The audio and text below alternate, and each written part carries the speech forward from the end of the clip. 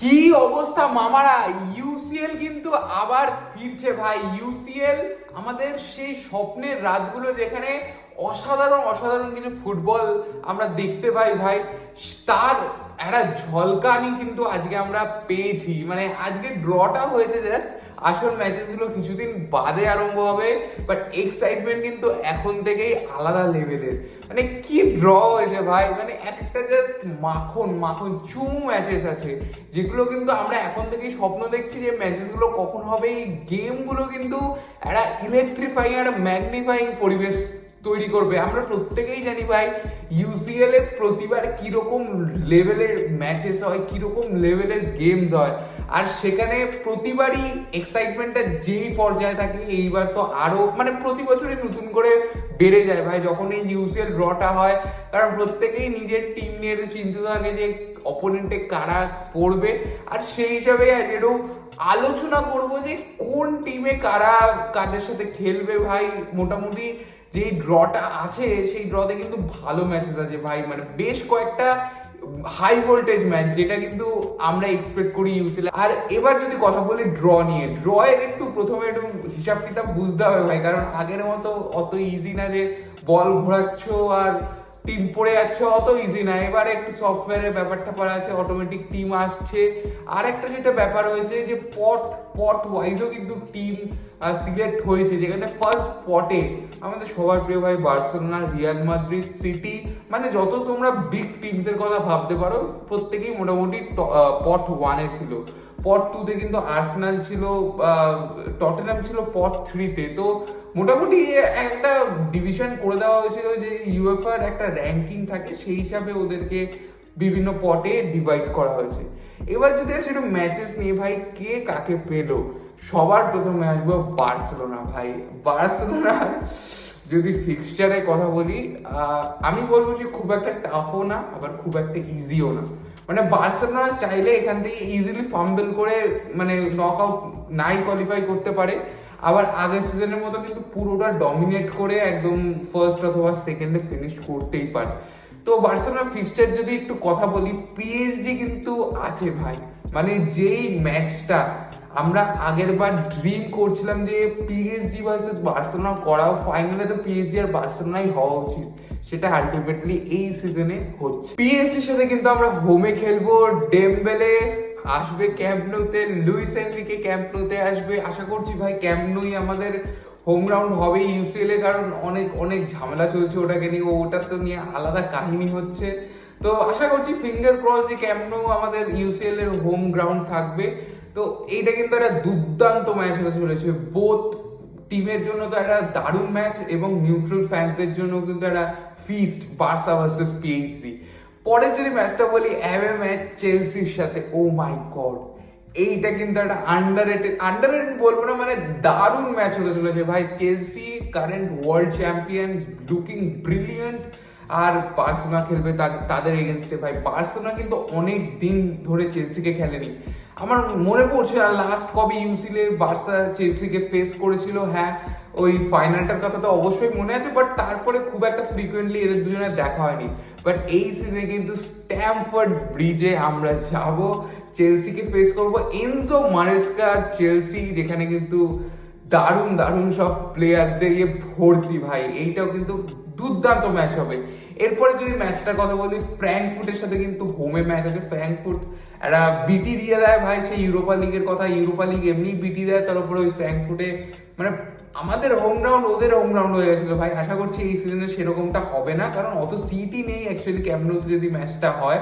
তো ফ্র্যাঙ্কফুটের সাথে home match আছে, ক্লাব বুর্গের সাথে কিন্তু অ্যাওয়ে ম্যাচ আছে, অলিম্পিকিয়াসের সাথে হোম আছে, আর সালভিয়া প্রার সাথে অ্যাওয়ে আছে, কোপেনহেগেনের সাথে কিন্তু আমাদের হোমে খেলা।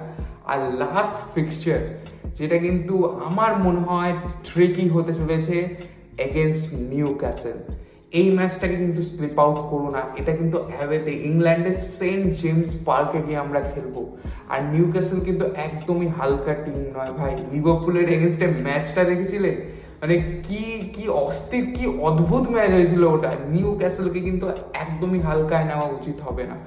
আর সেক্ষেত্রে মনে হয় এই ম্যাচটা কিন্তু আমার পার্সোনালি প্রত্যেকটা ফিক্সচারের মধ্যে সব থেকে ইন্টারেস্টিং আর ফেভারিট ফিক্সচার বলতে পারো, আমার মনে হচ্ছে, আমার নিজের পার্সোনালি মনে হচ্ছে, কারণ এই ম্যাচটার দিকে একটা দারুণভাবে উত্তেজনা কিন্তু ক্রিয়েট হতে পারে।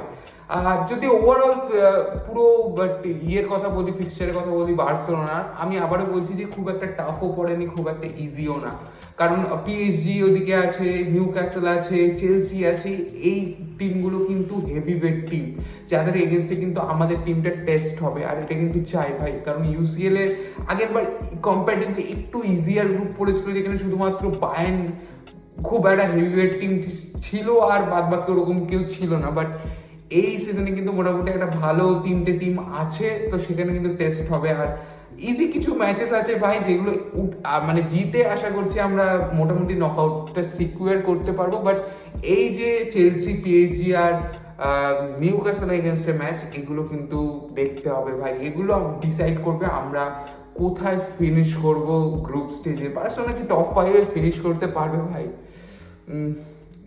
চাপ হবে ভাই, চাপ হবে, কিন্তু অবশ্যই যদি বার্সেলোনা আগের সিজনের মতো খেলতে পারে, খুব একটা কিন্তু অবাক লাগবে না যদি বার্সেলোনা টপ 5-এ ফিনিশ করে। Top 2 would be difficult.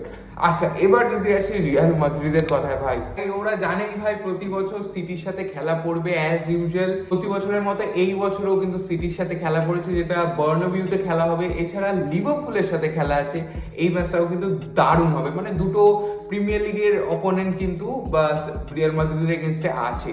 আর বাদ বাকি যদি ওভারঅল ফিক্সচারের কথা বলো, মোটামুটি ইজি পড়ছে। হ্যাঁ, জুভেন্টাস আছে, বাট আশা করছি জুভেন্টাস অত কিছু ডিফিকাল্টিস ক্রিয়েট করবে না রিয়াল মাদ্রিদের জন্য।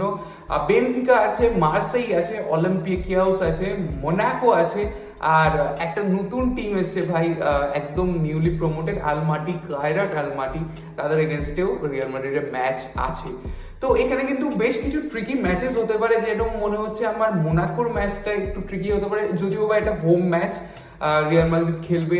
বেনফিকার এগেনস্টে কিন্তু ম্যাচটা ট্রিকি হতে পারে, এটা অ্যাওয়ে ম্যাচ, যেটা পর্তুগালে গিয়ে খেলতে হবে রিয়াল মাদ্রিদকে, একটু ট্রিকি হতে পারে ম্যাচটা। লিভারপুল কিন্তু অ্যাওয়ে আছে, আর এখানে কিন্তু সব থেকে ইন্টারেস্টিং ভাই, ট্রেন্ট আবার ফেরত যাচ্ছে অ্যানফিল্ডে, সেখানে কিভাবে অভ্যর্থনা জানানো হবে। আমরা জানি অ্যানফিল্ড কতটা ডেঞ্জারাস ভাই অ্যাওয়ে টিমের জন্য, তো দেখার একটা বিষয় হবে ভাই কি কি অ্যাটমসফিয়ার ক্রিয়েট হচ্ছে। আর রিয়াল মাদ্রিদের যদি ওভারঅল পিকচারের কথা বলো, হ্যাঁ ওদেরও টাফ আছে, আমি রিয়াল মাদ্রিদের জন্য সেম কথাটা বলবো, not so easy, not so tough. মানে হ্যাঁ, কিছু ম্যাচেস তো অবশ্যই ভাই, তুমি চ্যাম্পিয়ন্স লিগ খেলতে নেমেছো, এখানে তুমি প্রত্যেকটা ম্যাচ ইজি পাবে না, যেমন ইজি ম্যাচেস আছে তেমনি টাফ ম্যাচেসও আছে, সিটির এগেনস্টে আছে, ওইদিকে লিভারপুল আছে, বেনফিকা আছে, ইউভেন্টাস আছে, তো এদের এগেনস্টে কিন্তু একটু দেখে খেলতে হবে। অপরদিকে ভাই তোমার কোপেনহেগেন, আলমাটি, অলিম্পিয়াকোসের এগেনস্টেও কিন্তু ইজি ম্যাচ আছে, যেখান থেকে তুমি নকআউটটা সিকিউর করতে পারবে। রিয়াল মাদ্রিদ কি টপ 5-এ ফিনিশ করতে পারবে?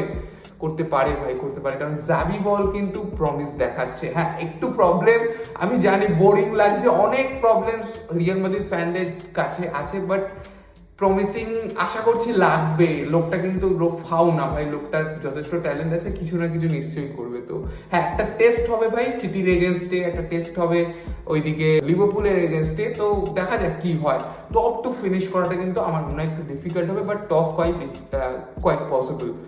আচ্ছা, এবার যদি কথা বলি লিভারপুলকে নিয়ে ভাই, লিভারপুল আমরা জানি ওয়ান অফ দ্য ফেভারিটস এই ইউসিএল এর জেতার জন্য। লিভারপুলেরও কিন্তু ভালো ড্র করেছে, রিয়াল মাদ্রিদের এগেন্সে কিন্তু হোম ম্যাচ আছে, ইন্টারের সাথে অ্যাওয়ে আছে, অ্যাথলেটিকো, মানে এই কিছু ফিক্সচার্স ধরা থাকে ভাই, ইউসিএল একদম এগুলো ছেপে রাখে যে ও সফটওয়্যার হোক, হাত দিয়ে হোক, যেভাবে হোক এই ফিক্সচার করাতে হবে। তার মধ্যে লিভারপুল আর অ্যাথলেটিকো মাদ্রিদ একটা, ওদের এগেনস্টে ওদের ম্যাচ আছে, এটা হোম ম্যাচ আছে, ফ্র্যাঙ্কফুর্টের সাথে আছে, পিএসভির সাথে আছে, মার্সেইয়ের সাথে আছে, আর আরেকটা টিমের সাথে আছে যেটা হচ্ছে কিন্তু কারবা আর গ্যালাটাসরাইয়ের সাথে কিন্তু অ্যাওয়ে ম্যাচ আছে, যেটা কিন্তু ট্রিকি হতে পারে। মোটামুটি যদি লিভারপুলের ফিক্সচারের কথা বলো, ঠিকঠাক আছে ভাই, জিতে ওরা টপ 5 তো ফিনিশ করতেই পারে, মানে যেরকম টিম বানিয়েছে লিভারপুল আর যেরকম খেলছো। হ্যাঁ, কিছু আগের ম্যাচেসে নিউক্যাসলের এগেন্সটে কিছু ভুলভাল ছিল ভাই, বাট আশা করছি টিমটা আরো বেটার করবে ভাই। সলিড লাগছে ভাই, হুগো একিটিকে কি খেলছে, ওইদিকে ফ্রিম্পং আছে, মিডফিল্ডে তো কথাই বলো না, মানে ফ্লোরিয়ান উইটস, গ্র্যাভেনবার্গ, ম্যাকঅ্যালিস্টার আলাদা লেভেল, মোহাম্মদ সালাহকে তো আমি ধরছি না ভাই। তো লিভারপুল আশা করছি টপ 5 করে দেবে, টপ 5, টপ 2ও ইভেন ফিনিশ করতেই পারে লিভারপুল। সিটির যদি কথা বলি, সিটিরও কিন্তু ঠিকঠাক ফিক্সচার আছে, কিন্তু সিটির আমার মনে হয় সিটি কিরকম করবে সেটা কিন্তু অনেকটা ডিপেন্ড করছে সিটি কিরকম খেলছে বা ওদের ডিফেন্সটা কিরকম খেলছে। স্পেশালি আগের ম্যাচটা কিন্তু জঘন্য খেলেছে ভাই। প্রিমিয়ার লিগ যেভাবে ওরা শুরু করেছিল সেখান থেকে কিন্তু লাস্ট ম্যাচ যেটা হলো ওদের স্পার্সের এগেনস্টে, জাস্ট মানে আনবিলিভেবল। মানে এইরকম ভাবে সিটিকে ভার্নারেবল আমার কিন্তু মনে হয়নি। হ্যাঁ, আগের সিজনটা খারাপ গেছে, বাট এই সিজন যেরকম সাইনিংস হয়েছে সেখানে কিন্তু প্রমিসিং লাগছিল। বাট সিটি কি করবে আমি জানি না। ওদের যদি ম্যাচগুলো দেখো, ডটমুন্ডের এগেন্সে আছে, রিয়াল মাদ্রিডের এগেন্সে আছে, লেভারকুসেন, ভিলারিয়াল, ন্যাপোলির কিন্তু ম্যাচটা ইন্টারেস্টিং হবে, যেটা এটিআরে হবে। আর কেভিন ডি ব্রুইনে কিন্তু আসবে এটিআরে খেলতে। আলাদা লেভেলের জিনিসপত্র ঘটছে ভাই ইউসিএল এ। মানে কি বলবো, একদিকে ট্রেন যাচ্ছে অ্যানফিল্ডে, কেভিন ডি ব্রুইনে আসছে এটিআরে সিটির এগেন্সটে খেলতে। অবশ্যই ভাই আলাদা লেভেলের এক্সাইটমেন্ট আছে। বোডো গেমেন্টের সাথে একটা ম্যাচ আছে, গ্যালাটাসারাইয়ের সাথে আছে, আর আছে মোনাকোর সাথে। তো ঠিকঠাক ফিক্সচার আছে। সিটি আবারও বলছি, সিটি ডিপেন্ড করছে সিটির ডিফেন্সটা কেমন খেলে। যদি ডিফেন্স ভালো খেলে নকআউটে অবশ্যই কোয়ালিফাই করে যাবে, আর যদি ডিফেন্স না ভালো খেলে আগের বারের মতো সিচুয়েশন হবে, যেখানে ওরা হয়তো প্লে অফ খেলতে হবে, ঠিকঠাক করে ম্যাচেসগুলো জিততে পারবে না। পিএসজি যদি কথা বলি ভাই, পিএসজি আমাদের ডিফেন্ডিং চ্যাম্পিয়ন, ক্লাব ওয়ার্ল্ড কাপের রানার্স আপ। সবাই ভাই ধরছে এই সিজনটাও কিন্তু পিএসজি ফেভারিটস থাকবে ইউসিএল এর জন্য। ওদের ম্যাচও কিন্তু বেশ টাফ। মানে এই যদি বড় বড় টিমগুলোর কথা বলো, সেখানে কিন্তু পিএসজির ফিক্সচারই কিন্তু আগের বারের মতো এবারেও সব থেকে টাফই পড়েছে। বায়ার্ন মিউনিখ আছে, বার্সেলোনা আছে, কিন্তু স্পার্স আছে, লেভারকুসেন আছে, Atlanta, sporting, Newcastle, athletic club. PSG কিন্তু মোটামুটি টাফ অপোনেন্ট আছে ভাই। বায়ার্ন বার্সেলোনার ম্যাচটাও টাফ হবে, স্পার্সের এগেন্স্টের ম্যাচটাও টাফ হবে। আমরা দেখেছিলাম ভাই সুপার কাপে কিন্তু, হ্যাঁ অবশ্য ওরা পেনাল্টিতে জিতেছিল, বাট স্পার্স কিন্তু দুর্দান্ত খেলেছিল। আর স্পার্সের ম্যাচটা কিন্তু অ্যাওয়ে খেলবে পিএসজি, এটা কিন্তু আরও টাফ হতে পারে। নিউক্যাসলের সাথে ম্যাচ আছে, যেটা আবারও বলছি নিউক্যাসলকে হালকায় নিও না। নিউক্যাসল যাদের এগেন্স্টেই খেলবে ভালো খেলবে। তো নিউক্যাসলের ম্যাচটাও কিন্তু ট্রিকি হবে। স্পোর্টিং এর সাথে ম্যাচ আছে, লেভারকুসেনের সাথেও ম্যাচ আছে। আর অ্যাথলেটিক ক্লাবকেও ভুলে যেও না, মোটামুটি আন্ডাররেটেড টিম হিসাবে কিন্তু ভালো করতে পারে। তো পিএসজির ফিক্সচারটা কিন্তু ডিফিকাল্ট আছে। টপ 5-এ কি পিএসজি ফিনিশ করতে পারবে? ভাই টপ 5টা আমার মনে হয় ক্লিয়ার করাটা একটু চাপের, বাট করতে পারে। পিএসজি যে সলিড টিম, করতে পারে, বাট টপ 2টা হয়তো ডিফিকাল্ট হবে, হয়তো পসিবল হবে না। আচ্ছা, বায়ার্ন মিউনিখের যদি কথা বলি, বায়ার্ন মিউনিখের কিন্তু চেলসি আছে এগেনস্টে, পিএসজি আছে, ক্লাব ব্রুগ আছে, আর্সেনাল আছে, স্পোর্টিং, পিএসভি, ইউনিয়ন এসজি বলে একটা টিম আছে ভাই, আর পাফোস। এর বায়ার্নের যদি কথা বলো, বায়ার্ন ঠিকঠাক করে দেবে ভাই। ওদেরও টপ 5 মোটামুটি কনফার্ম। ধরো ওরা যদি 1-2 ম্যাচ হারেও, তাও বাকিগুলো ওরা ইজিলি জিতবে। বায়ার্নের টিমটা হয়তো একটু সেটেল হয়নি এখনো, কারণ বেশ কয়েকটা জিনিস ঘটেছে। যদি বলো মুসিয়ালার ইনজুরির কথা বলো, লুইস ডিয়াজের আশা বলো, তো ঠিকঠাক করে নেবে আশা করছি। বায়ার্ন এমন একটা টিম যারা কিন্তু সলিড পারফরমেন্স দিয়ে দেয়, নকআউটে গিয়ে হয়তো হেরে যায়, বাট হ্যাঁ বায়ার্ন ম্যানেজ করে নেবে। টপ 2টা হয়তো ডিফিকাল্ট হবে, বাট টপ 5 হয়তো ফিনিশ করে নেবে। এবার যদি চেলসির কথা বলি ভাই, চেলসি আমাদের ওয়ার্ল্ড চ্যাম্পিয়ন, ক্লাব ওয়ার্ল্ড কাপের উইনার। সবার অনেকের নজর কিন্তু চেলসির দিকে এবার আছে।